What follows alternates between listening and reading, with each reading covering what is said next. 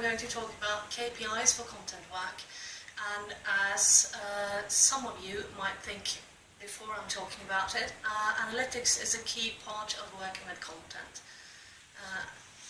Analytics is basically what you need to understand what your content is doing and how the users interact with it. And as you know, your content has a job to do, and you have to be able to figure out if your content is actually doing that job. And the only way to do that is through analysing what it does and how the users interact with it. So I like to start with your business values, and they tend to be quite fuzzy. They tend to be things like we should be strong and confident and honest and approachable and stuff like that, and how you actually measure that in terms of content can be quite difficult to figure out on your own.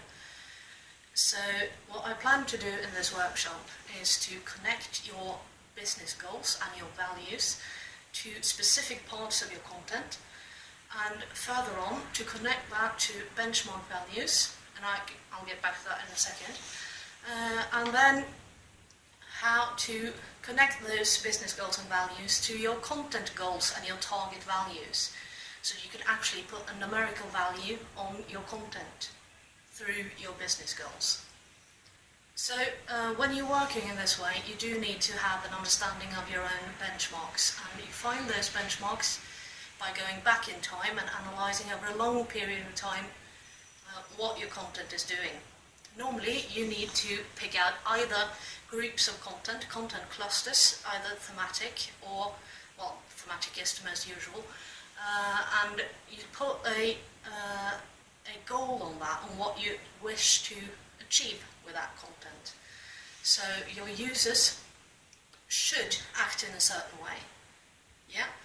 So you connect that to your business goals by, for instance, saying that you should be approachable. The content goal in that instance is that people share it. People share your content in social media, for instance, and then you put your benchmark value on how much that is shared when you have done nothing, when you've not done any specific work towards making that happen. And then that benchmark should preferably be at least 6 months, and it should be an average value. Yeah, so you cut off for any tops or dips that occur naturally through seasonal changes, and then you connect that to your benchmark where you find what happens if I actually do something constructive with that. And then you will hopefully see a rise in the way your users interact with your content.